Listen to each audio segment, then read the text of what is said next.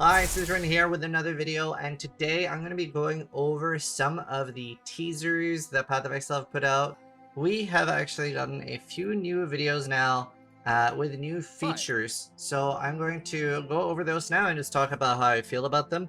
So they are already announcing a lot of changes to PoE 1, so I'm very excited for those, and yeah, let's just look at it. I'm Mark Roberts, Hi, Game Mark. Director on Path of Oh, Exile. hi, Mark. This is the first of a series of videos covering quality of life improvements we're adding to Path of Exile. In the Secrets of the Atlas expansion, you can now pause the game at any time by pressing escape to open the menu or opening any full-screen interface, like the passive tree. You'll also be paused if any lag is detected or if you disconnect. It's Very worth nice. noting that you cannot do this in areas that have the cannot pause debuff, which is usually reserved for pinnacle boss content. That's Keep fun. an eye on upcoming news leading up to the livestream for Secrets of the Atlas for many more quality of life improvements. So this has obviously been a very well requested feature for a long time now. I'm very excited about this, and I didn't see any downsides with it until I went to Twitter, and the racers pointed out that they would like to be able to toggle this so that, for example, while they're running and they want to be able to allocate a skill point while they're running, which is completely fair. It obviously should be toggleable. I was surprised to see backlash against that because obviously that won't affect the rest of us that don't care. I'm probably going to just run with regular pause. And I don't need the game to stand still. I mean, I have want the game to stand still, so just default behavior. But adding a pause toggle, which obviously is very doable, seeing as they have the debuff and thing, should be no problem. That would be a good thing. Either way, though, regardless if they do add a toggle or not, this is a good thing for the game, I think, and I'm very happy we're getting pausing. Hi, Hi, I'm Mark. Mark Roberts, Game Director on Path of Exile. In the Secrets of the Atlas expansion, we're making some quality of life changes and improvements around the Atlas and map device. In 3.26, you will be able to use Orbs of Horizon to reroll your Elder and Conqueror Guardian maps. Doing so will reroll the base map and the Guardian of that It's very nice. I've brought that up a few times in like several videos, so I'm obviously very excited about this. map. We're also adding a small additional inventory to the map device. And this. This can be particularly useful if you're rolling many maps to run in sequence, or you want to use varying amounts of scarabs or other map fragments. Keep them in here It's to very save nice. time going back and forth to your stuff. I do wonder how this will work for hardcore. Obviously, always a good thing, especially for maps. But like, imagine that I had like 80 really expensive scarabs in there, and then I died. Do I lose that, or is this shared between accounts? Very interesting. Like, I wonder, do I just have to load a new character back up to maps, or is that dead? Because it just doesn't affect most people, but I have to be a little bit more careful with it. These are just some of the improvements we're making around the endgame, so you'll have to tune into GGG Live on June 5th to find out more. June 6th for most of us. Hi, I'm Mark Roberts. I like also how we have the Zana pedals on every like teaser. Game Director on Path of Exile. In the Secrets of the Atlas expansion, we're making some long-awaited improvements to the Betrayal League. Finally. Jun has finally passed the ability to unveil items onto you. You can now just right-click a veiled item and select the modifier you want to unveil. Nice. We're also making a change to how you unlock the crafting recipes, normally discovered by unveiling items. Now, you'll discover these crafts throughout the endgame, specifically next to boss rooms and core maps on your atlas.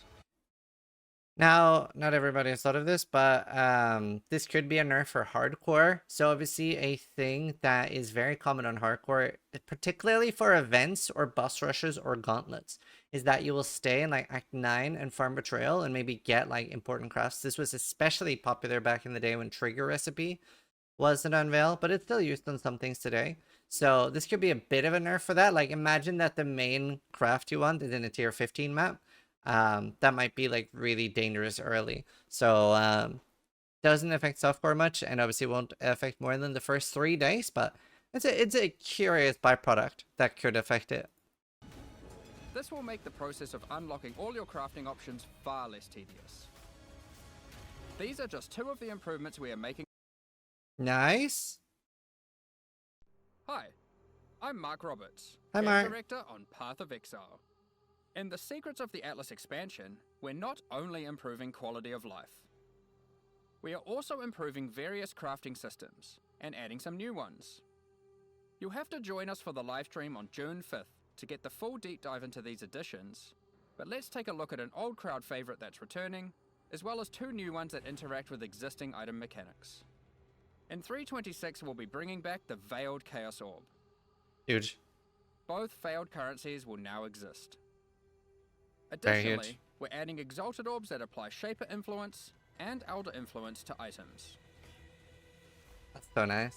These are just a taste of the orbs. And I just like this, like really like increases the agency we have in Path of Exile 1, and is a big part of why I love it. If you don't know why these are important, like the fact that we now have both Veiled Chaos Orb and Exalted Orb.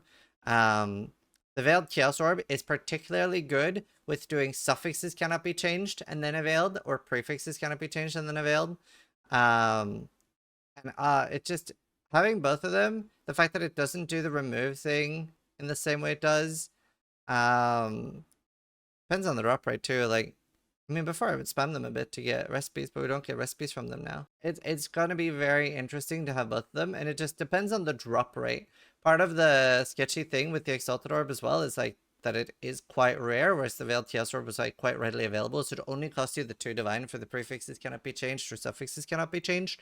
Now it's going to be, hopefully, especially when we have both, it obviously should be a better thing. Also, with all the Betrayal reworks coming, I wonder if they're going to rework anything for how Katarina farming is, and the fact that it resets everything. Like, are we seeing any other changes to Betrayal? Would be really interesting. And obviously the Shaper Exalted Orb and Elder Exalted Orb could be huge. I'm very excited for those, especially for, like, you know, especially if you need a particular base.